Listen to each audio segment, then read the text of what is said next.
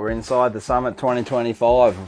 One of the cool features of this van is this diesel oven. So one of the reasons we went to the diesel oven was to give you the option, when you're off grid for a long time and the weather goes pear-shaped, we've already got induction cooking, external inductions, barbecuing outside. But one of the things that happens is when the weather turns bad, you don't want to be out there, it's too cold. We were in -1 last night.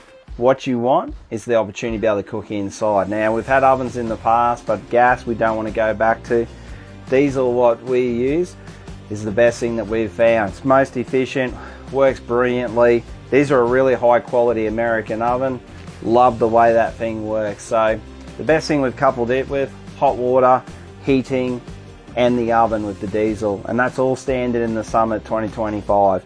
Makes a huge difference to your power usage. So the 1200 amps is just for the rest of the van. So you can see that gives you lots of opportunities to stay off grid for a lot longer.